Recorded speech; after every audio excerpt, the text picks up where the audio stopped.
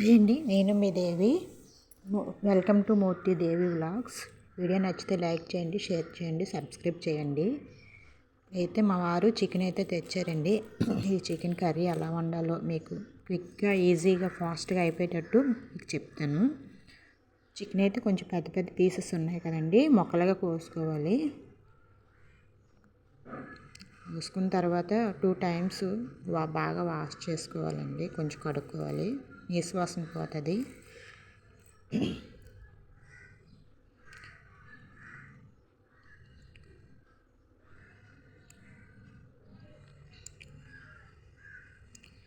ఈ 2 సార్లు కడిగిన తర్వాత ఈ చిన్న చిన్న పీసెస్ కింద కోసుకున్నాక రెండు సార్లు కడిగిన తర్వాత ఈ గిన్నెలు మళ్ళీ కడుక్కోవాలండి, లేదా నీసు వాసన వస్తాయి. ఈ చికెన్ వాష్ చేసిన వాటర్ నేను బియ్యం కడిగిన నీళ్ళు ఇవన్నీ ఒక తెప్పాల్లో ఎందుకు వేస్తున్నాను అంటే ఇవి పట్టుకెళ్ళి మొక్కలకి వేస్తానండి. గిన్నె కడుగుతాను, మళ్ళీ వేస్తాను. నాకు కొంచెం శుభ్రం ఎక్కువలేండి, అందుకని అలా కడుగుతున్నాను 10 సార్లు. మీరైతే అనుకోకండి.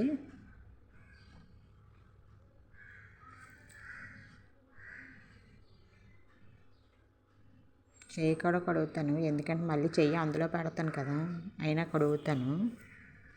తర్వాత కుక్కర్లోన ఈ చికెన్ వేసుకోవాలండి. కడిగిన తర్వాత వాటర్ శుభ్రంగా పిండేసి వేసుకోవాలి.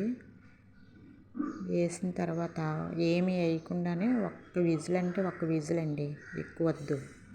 అందులో చికెన్లో ఉన్న వాటరే సరిపోద్ది ఆ ఒక్క విజిల్కి. ఒక్క విజిల్ అయితే వేయించుకోవాలి. వేయించిన తర్వాత ఈ గిన్నెలు రెండును, చికెన్ కడిగిన గిన్నెలు 2 మళ్ళీ నేను తోముకుంటానండి, కడుక్కొని సబ్బు పెట్టి.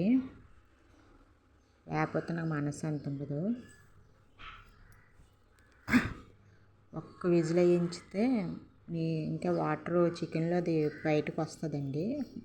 చికెన్ కూడా ఫాస్ట్గా ఉడికిపోద్ది. ఆ తర్వాత మనము కుక్కర్ విజిల్ మొత్తం పోయిన తర్వాత వాటర్ మాత్రం ఉంచేసి చికెన్ అంతా ఒక బౌల్లోకి తీసుకోవాలి. చికెన్ ఆ వాటర్ మాత్రం పక్కన పెట్టుకోవాలండి.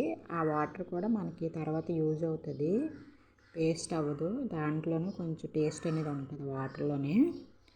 అప్పుడు ఈ బౌల్లోకి తీసుకున్న చికెన్లోకి ఉప్పు, కారం, ధనియాల జీలకర్ర పొడి, గరం మసాలా, కొంచెం పసుపు వేసి, అలాగే కొంచెం కొత్తిమీర, పుదీనా కూడా వేసి, చికెన్ అయితే కొంచెం వేడిగా ఉందండి, కుక్కర్లోంచి తీసాం కదా, అందుకనే చేతితో కలపకుండా నేను ఇలాగా దీంతోనే టాస్ చేస్తాను.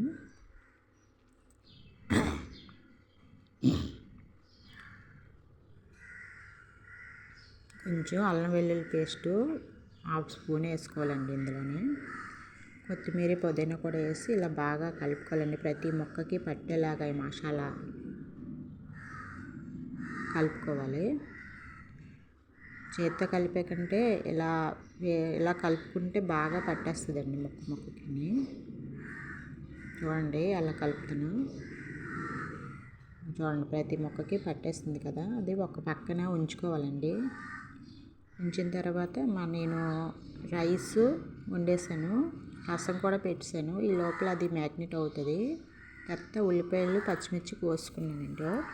అలాగే కళాయి పెట్టుకొని ఆయిల్ వేసుకొని ముందు పచ్చిమిర్చి అయితే వేయించుకోవాలి, తర్వాత ఆనియన్స్ వేసి వేయించుకోవాలి.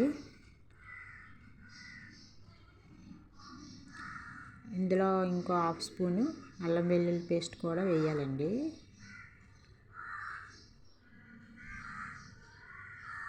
ఇదిగోండి అల్లం వెల్లుల్లి పేస్ట్ కూడా వేసిన తర్వాత మొత్తం బాగా వేగిన వరకు ఆనియన్స్ బాగా వేగాలి. అల్లం వెల్లుల్లి పేస్ట్ కూడా పచ్చివాసన పోయే వరకు వేగాలి. నేను అల్లం వెల్లుల్లి పేస్ట్ ఒకసారి చేసుకొని ఆ బౌల్లో వేసుకొని ఫ్రిడ్జ్లో పెట్టుకుంటానండి.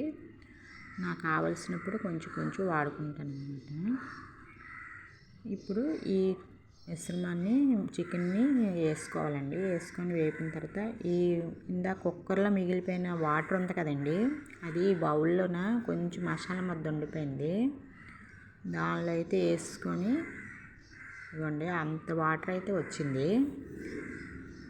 వాటర్ని నేను ఇప్పుడు ఈ చికెన్లో వేసుకుంటాను. చికెన్ ముందే 1 విజిల్ పెట్టుకొని ఉడకబెట్టేసుకున్నాం కాబట్టి ఇప్పుడు అంత ఉడకపో అవసరం లేదు మనకి.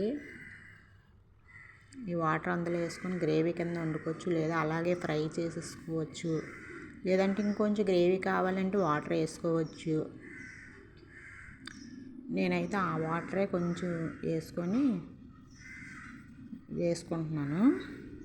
నిజంగా ఇలా వండితే చికెన్ భలే ఉందండి. ఎంత టేస్ట్గా ఉందో మాటల్లో అయితే నేను చెప్పలేను. చాలా బాగుంది. ఒకసారి ట్రై చేయండి. ఈ పక్కనైతే బ్రేక్ఫాస్ట్కి పెసరట్టు వేసుకుందాం అంటే ఇది ముక్కలు అయిపోయి అంటుకుపోయిందండి.